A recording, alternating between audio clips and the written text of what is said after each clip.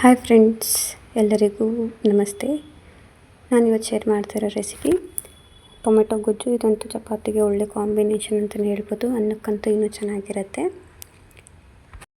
5 ಮಿನಿಟ್ಸಲ್ಲಿ ಕ್ವಿಕ್ಕಾಗಿ tomato ಗೊಜ್ಜು ಹೇಗೆ ಮಾಡೋದು ಅಂತ ನೋಡ್ಕೊಂಡು ಬರೋಣ ಬನ್ನಿ. ಫಸ್ಟ್ ಒಂದು ಬಾಣಲಿ ತೊಗೊಳ್ಳಿ.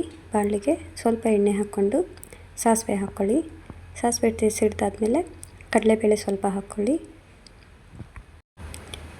ಎಣ್ಣೆಯಲ್ಲಿ ಕಡಲೆಬೇಳೆ ಸ್ವಲ್ಪ ಫ್ರೈ ಆಗಲಿ. ಅದಾದಮೇಲೆ ಸ್ವಲ್ಪ ಕರ್ಬೇವಿನ ಸೊಪ್ಪು ಹಾಕ್ಕೊಂಡಾದ್ಮೇಲೆ ಇಲ್ಲಿ ನಾನು ಒಂದು ಈರುಳ್ಳಿ ತೊಗೊಂಡಿದ್ದೀನಿ. ಒಂದು ಈರುಳ್ಳಿ ಹಾಕ್ಕೊಂಡು ಚೆನ್ನಾಗಿ ಆಯಿಲಲ್ಲಿ ಫ್ರೈ ಮಾಡ್ಕೊಳ್ಳಿ. ಅದು ಸ್ವಲ್ಪ ಫ್ರೈ ಆದಮೇಲೆ ಒಂದು 3 ಹಸಿಮೆಣಸಿನ್ಕಾಯಿ ತೊಗೊಂಡಿದ್ದೀನಿ ನಾನು. ಖಾರದ ಪುಡಿ ಹಾಕ್ಕೊಳ್ತೀವಿ, ಬಟ್ ಇದು ಟೇಸ್ಟಿಗಷ್ಟೇ ಹಸಿಮೆಣಸಿನ್ಕಾಯಿ. ಆಮೇಲೆ ನಾನಿಲ್ಲಿ 3 ದೊಡ್ಡದು ಟೊಮೆಟೊ ತೊಗೊಂಡಿದ್ದೀನಿ, ಚಿಕ್ಕದಾಗಿ ಕಟ್ ಮಾಡಿಕೊಂಡು. ಇದು ಅರೌಂಡ್ ಒಂದು 4ರಿಂದ 5 ಜನಕ್ಕಾಗುತ್ತೆ ಚಪಾತಿಗೆ. ಟೊಮೆಟೊ ಗೊಜ್ಜು ಯಾರಿಗೆ ತಾನೇ ಇಷ್ಟ ಆಗಲ್ಲ ಅಲ್ವಾ? ಟೊಮೆಟೊ ಗೊಜ್ಜು ಎಲ್ರಿಗೂ ಆಲ್ಮೋಸ್ಟ್ ಫೇವ್ರೇಟ್. ಟೊಮೆಟೊ ಗೊಜ್ಜು, ಅನ್ನ ಚಪಾತಿ ಟೊಮೆಟೊ ಗೊಜ್ಜು, ಈ ಥರ ತುಂಬ ಜನಕ್ಕೆ ಇಷ್ಟ ಆಗುತ್ತೆ ಟೊಮೆಟೊ ಗೊಜ್ಜು. ಈ ಥರ ಮಾಡ್ಕೊಂಡು ತಿನ್ನಿ, ತುಂಬ ಚೆನ್ನಾಗಿರುತ್ತೆ. ಒಂದು 3/4 ಸ್ಪೂನಷ್ಟು ಉಪ್ಪು ಹಾಕ್ಕೊಂಡಿದ್ದೀನಿ. ನೋಡಿ, ನಿಮಗೆ ಎಷ್ಟು ಹಾಕ್ಬೇಕನ್ಸುತ್ತೋ ಅಷ್ಟು ಹಾಕ್ಕೊಳ್ಳಿ. ಅದು ಟೊಮೆಟೊ ಆಯಿಲಲ್ಲಿ ಚೆನ್ನಾಗಿ ಫ್ರೈ ಆಗಬೇಕು, ನೀರಿರಬಾರ್ದು.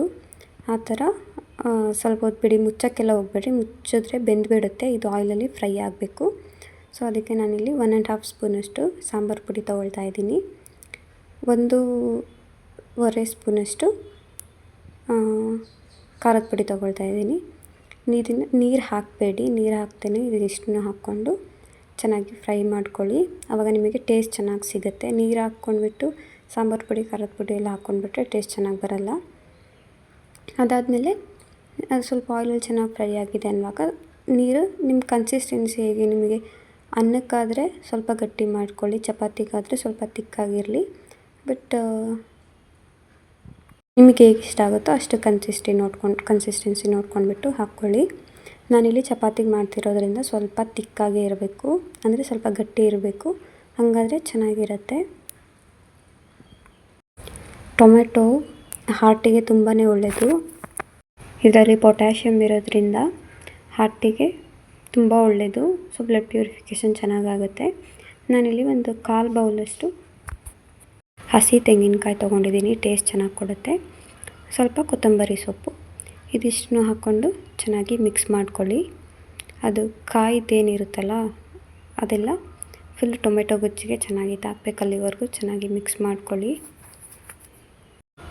ಇದಕ್ಕೆ ಸ್ವಲ್ಪ ತುಪ್ಪ ಹಾಕ್ಕೊಂಡು ಅನ್ನ ಜೊತೆ ಊಟ ಮಾಡಿ, ನಿಜವಾಗ್ಲೂ ತುಂಬ ಇಷ್ಟ ಆಗುತ್ತೆ ನಿಮಗೆ. ಸೊ ನೋಡಿ, ಈ ಥರ ಕುದೀತಾ ಇದ್ದರೆ ಟೊಮೆಟೊ ಗೊಜ್ಜು ಆಗಿದೆ ಅಂತ. ಸೊ ಒಂದು ಸಲ ಮಿಕ್ಸ್ ಮಾಡ್ಕೊಂಡ್ಬಿಟ್ಟು ನೋಡ್ಕೊಳ್ಳಿ. ನೋಡಿ, ಟೊಮೆಟೊ ಗೊಜ್ಜು ಈ ಥರ ಆಗಿದೆ, ತುಂಬ ಚೆನ್ನಾಗಿರುತ್ತೆ ಇದಂತೂ. ನನಗಂತೂ ಟೊಮೆಟೊ ಗೊಜ್ಜು ತುಂಬಾ ಫೇವ್ರೇಟು. ನಾನಿಲ್ಲಿ ಚಪಾತಿಗೆ ಸರ್ವ್ ಮಾಡ್ತಾ ಇರೋದು. ನೀವು ನೋಡಿ, ಮುದ್ದೆಗೂ ತುಂಬ ಚೆನ್ನಾಗಿರುತ್ತೆ. ಚಪಾತಿ ಟೊಮೆಟೊ ಗೊಜ್ಜು, ಅನ್ನ, ಇದೆಲ್ಲ ಒಳ್ಳೆ ಕಾಂಬಿನೇಷನ್ನು. ಸೊ ಮಾಡಿ ಟೊಮೆಟೊ ಗೊಜ್ಜು ಮಾಡ್ಕೊಳ್ಳಿ. ಇಷ್ಟೊತ್ತು ನನ್ನ ಚಾನಲ್ನ ನೋಡಿದ್ದಕ್ಕೆ ಥ್ಯಾಂಕ್ ಯು. ನೀವಿನ್ನೂ ನನ್ನ ಚಾನಲ್ ಸಬ್ಸ್ಕ್ರೈಬ್ ಮಾಡ್ಕೊಂಡಿಲ್ಲ ಅಂದರೆ ಇವಾಗಲೇ ಸಬ್ಸ್ಕ್ರೈಬ್ ಮಾಡ್ಕೊಳ್ಳಿ.